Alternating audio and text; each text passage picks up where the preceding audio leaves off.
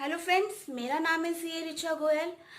Friends, 13 अगस्त 2020 को PM Narendra Modi ji ने एक प्लेटफॉर्म लॉन्च किया है जिसका नाम है ट्रांसपेरेंट टैक्सेशन ऑनरिंग ऑनेस्ट।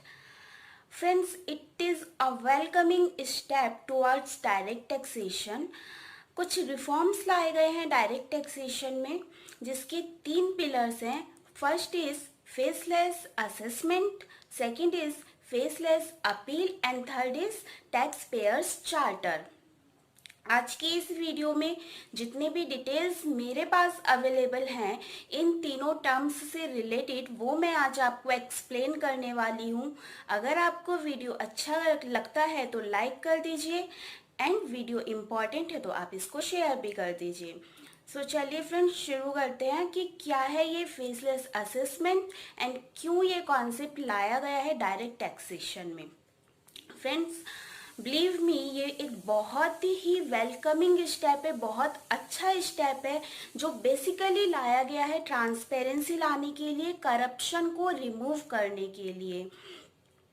अब हम टैक्स पेयर्स, अगर आप एक टैक्स पेयर हैं, आप एक इंडिविजुअल हैं, अगर आपके ऊपर बात आती है इनकम टैक्स डिपार्टमेंट का असेसमेंट हो जाएगा, इनकम टैक्स डिपार्टमेंट में स्क्रूटनी हो जाएगी, तो सबसे पहले एक टर्म आता है डर। हम डर जाते हैं कि इनकम टैक्स डिपार्टमेंट में असेसमेंट होने वाला है, यार बहुत चक्कर लगवा देंगे, बहुत टाइम लग जाएगा, बहुत टाइम तक केस पेंडिंग हो जाएगा, लिटिगेशन में चला जाएगा, डिस्प्यूट में चला जाएगा और बहुत साल लग जाएंगे। इसके अलावा पता नहीं हमसे क्या क्या पूछ लिया जाएगा, हमारी बातों पे बिलीव नहीं किया जाएगा, हमारे रिकॉर्ड्स को एक्सेप्ट नहीं किया जाएगा। ये कुछ डर हैं जो हमारे मन में आते हैं। सो बेसिकली एक कॉन्सेप्ट ये जो लाया गया है इसका एक ये भी पर्पस है कि टैक्स पेयर को फेयरलेस बनाया जाए, उनके डर को रिमूव किया जाए और उनको एनकरेज किया जाए, उनको प्रोत्साहित किया जाए कि वो टैक्स पे करें, ऑनेस्टली रिटर्न फाइल करें।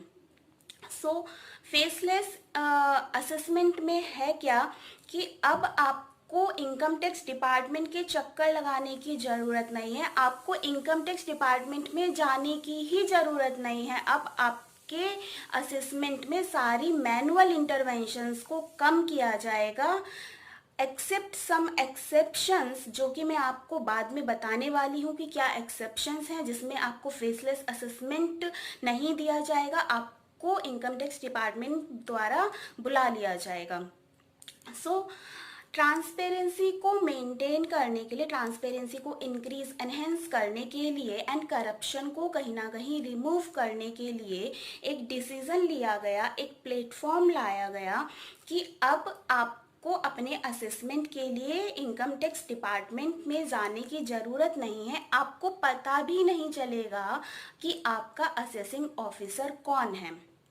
दैट मीन्स जब आपकी असेसमेंट हो रही है, यहाँ पे एक बहुत इंपॉर्टेंट चीज़ लाई गई कि अब ऐसा नहीं है कि अगर आप दिल्ली में रहते हैं, आप कोलकाता में रहते हैं तो आपका जो जुरिस्डिक्शन है उसी एरिया में जो असेसिंग ऑफिसर है वो आपकी असेसमेंट करेंगे। अब ऐसा नहीं होगा, आपकी असेसमेंट किसी भी एरिया में हो सकती है। अगर आप बंगलोर में रहते हैं तो आपकी असेसमेंट यूपी में भी हो सकती है। दैट मीन्स किसी भी एरिया में हो सकती है। सेकंड, जब आपकी असेसमेंट होगी तो आपकी असेसमेंट के लिए ऑर्डर कहीं और से जनरेट होगा, आपके रिकॉर्ड्स व्यू कहीं और होंगे, आपका जो फाइनल डिसीजन होगा वो किसी और एरिया में लिया जाएगा। जब ऐसा होगा तो वास्तव में अनबायस्डनेस होगी और ट्रांसपेरेंसी ज़्यादा होगी। इसके अलावा टीम बेस्ड असेसमेंट होगी और इस असेसमेंट को रिव्यू भी किया जाएगा। ऐसा नहीं है कि किसी एक ने अगर आपका असेसमेंट ऑर्डर प्रिपेयर कर दिया तो दूसरे ऑफिसर इसको रिव्यू नहीं करेंगे। सेकंड, किसी एक इंडिपेंडेंट पर्सन के बेस्ड पे असेसमेंट नहीं की जाएगी, टीम बेस्ड असेसमेंट की जाएगी।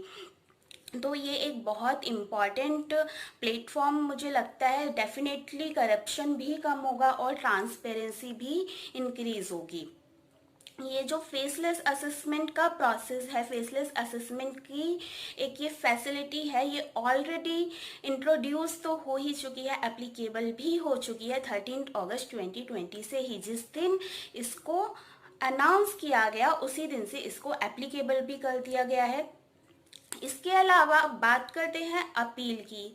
फेसलेस असेसमेंट के साथ फेसलेस अपील भी कॉन्सेप्ट में लाया गया है। आप फेसलेस अपील कर सकते हैं, आपको अपील करने के लिए भी डिपार्टमेंट में जाने की ज़रूरत नहीं है। इन चीज़ों से आपको अवेयर होना बहुत ज़रूरी है। बीइंग ए टैक्स पेयर आपको ये सारी बातें पता होनी चाहिए, इसलिए मैं आपको बता रही हूँ एंड इसलिए मैं आपको बोल रही हूँ कि इस वीडियो को शेयर ज़रूर कीजिए, अपने दोस्तों को ये इन्फॉर्मेशन ज़रूर बताइए। तो ये आपका फेसलेस अपील में भी आपको डिपार्टमेंट में जाने की ज़रूरत नहीं है। आपने सिर्फ अपील करना है पोर्टल के थ्रू। आपकी जो अपील है ऑटोमेटिकली अलॉट हो जाएगी किसी भी ऑफिसर को, वो चाहे किसी भी एरिया में रहता है। आपकी जो अपील है वो अलॉट कर दी जाएगी और आपका जो अपील का आगे फर्दर प्रोसेस है, जो आपकी अपील को रिव्यू कर रहे हैं, आपको उनकी आइडेंटिटी नहीं बताई जाएगी। तो ये था आपका फेसलेस अपील। फेसलेस अपील के कुछ एक्सेप्शंस हैं, जैसे कि अगर कोई सीरियस फ्रॉड है, कोई ह्यूज अमाउंट कवर है, या फिर ब्लैक मनी, या फिर बेनामी प्रॉपर्टी, या फिर इंटरनेशनल ट्रांजैक्शन से रिलेटेड कोई अपील है, तो आपको डिपार्टमेंट में बुला लिया जाएगा। उसमें आप ये नहीं क्लेम कर सकते कि ये तो फेसलेस अपील है या ये तो फेसलेस असेसमेंट है। उस केस में असेसी ऑफिसर आपको इनकम टैक्स डिपार्टमेंट में बुला सकते हैं। तो ये आपका फेसलेस अपील। इसके बाद हम बात करते हैं टैक्स पेयर्स चार्टर की। टैक्स पेयर्स चार्टर में असेसी के राइट्स के साथ साथ ऑफिसर्स के ऑब्लिगेशंस के बारे में बात की गई है। एंड ये जो टैक्स पेयर्स चार्टर है ये लाया गया है टैक्स पेयर्स की कन्वीनियंस के लिए, उनके फेयर को कम करने के लिए, उन्हें फेयरलेस बनाने के लिए।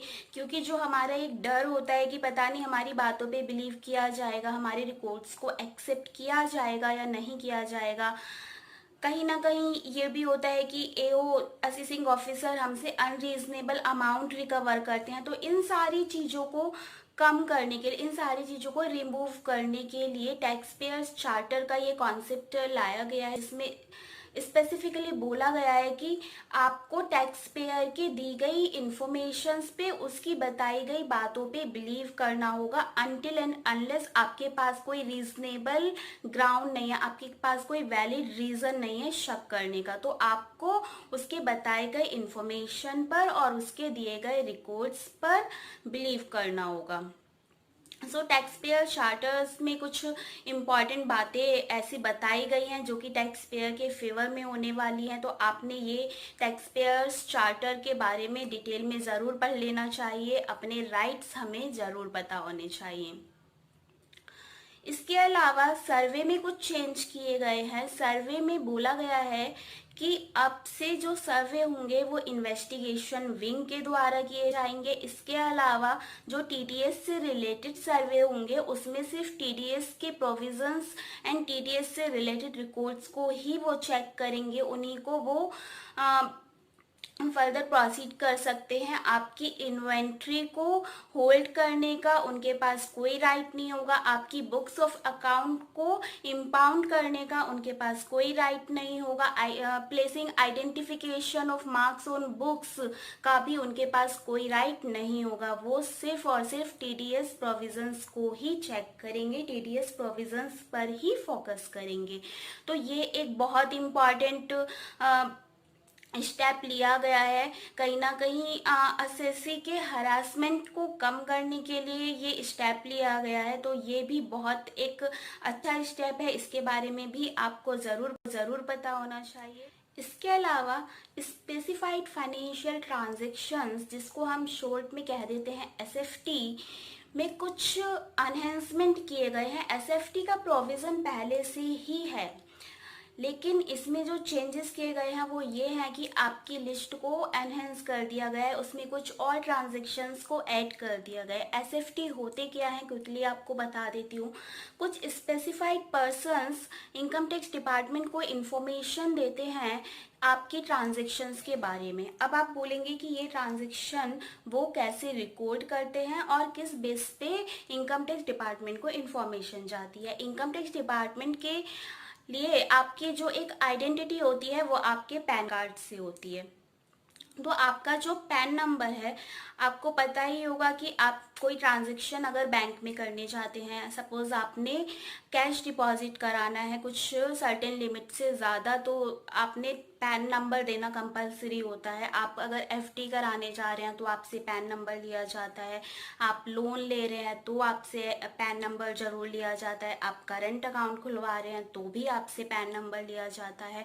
और तो और जब आप आज के टाइम में कोई भी ट्रांजैक्शन करते हैं होटल बुक करने के लिए, तो भी आप बैंकिंग के थ्रू ही करते हैं। अब तो कैश में आप पे कर ही नहीं सकते हैं, क्योंकि 10,000 से अबव अगर आप कैश में पेमेंट कर रहे हैं तो वो भी इनकम टैक्स के अकॉर्डिंग इनवैलिड होता है, वो भी इनकम टैक्स आपको अलाउड नहीं करता है।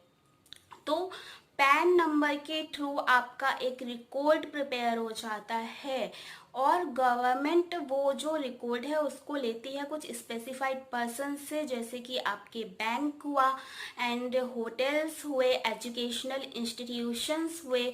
वहाँ से आपकी इंफॉर्मेशन कलेक्ट होती है एंड इनकम टैक्स डिपार्टमेंट में पैन नंबर के थ्रू आपकी इंफॉर्मेशन दे दी जाती है, जिसका मतलब है कि इनकम टैक्स डिपार्टमेंट आपके ऊपर नज़र रख रहा है। इसका पर्पस क्या है? इसका पर्पस ये है कि आपके इन्वेस्टमेंट्स को, आपके एक्सपेंसेस को इनकम टैक्स ऑफिसर चेक कर सकते हैं एंड उसको क्रॉस वेरीफाई कर सकते हैं आपकी रिटर्न से, जो आप रिटर्न फाइल कर रहे हैं, कि आपके जो खर्चे हैं और आपके जो इन्वेस्टमेंट्स हैं क्या वो रीजनेबल है एज पर इनकम जो आप प्रोवाइड कर रहे हैं इनकम टैक्स रिटर्न में। इसका पर्पस यही है कि आप के जो ट्रांजैक्शंस हैं उनको वो चेक कर पाएँ और उनको क्रॉस वेरीफाई कर पाएँ। आपके रिटर्न्स को ऑनेस्टली फाइल कीजिए, क्योंकि टैक्स पेयर्स अगर ऑनेस्टली टैक्स पे करते हैं तो कहीं ना कहीं हमारे नेशन बिल्डिंग में बहुत बड़ा वो सहयोग करते हैं, बहुत ज़्यादा वो कंट्रीब्यूट करते हैं। तो आप अपने रिटर्न को ऑनेस्टली फिल कीजिए। इसके लिए पहले से ही आपको ये अवेयर कर दिया गया है कि हम आपके ऊपर नज़र रख रहे हैं, इनकम टैक्स डिपार्टमेंट आपके ऊपर नज़र रख रहा है, ये आपको पहले से ही अवेयर करा दिया गया है। ये कॉन्सेप्ट पहले से ही आ चुका है, लेकिन अभी सिर्फ कुछ और ट्रांजैक्शंस को ऐड किया गया है, ऐड ऑन किया गया है। जैसे कि अगर आप एजुकेशनल इंस्टीट्यूशन में कुछ पे करते हैं या डोनेशन देते हैं अब 1 लाख, तो आपकी ट्रांजैक्शन रिकॉर्ड हो जाएगी आपके HTF रिपोर्ट में। उसके अलावा एफडी अगर आप एक साल में 10 लाख से ज़्यादा की कराते हैं तो आपके HTF में रिकॉर्ड हो जाएगी। उसके अलावा आप अगर आपके करंट अकाउंट से मोर देन स्पेसिफाइड लिमिट कुछ ट्रांजैक्शन करते हैं तो HTF में रिकॉर्ड हो जाएगा। अगर आप होटल्स में पे करते हैं मोर देन 20,000 तो आपके HTF में रिकॉर्ड हो जाएगा।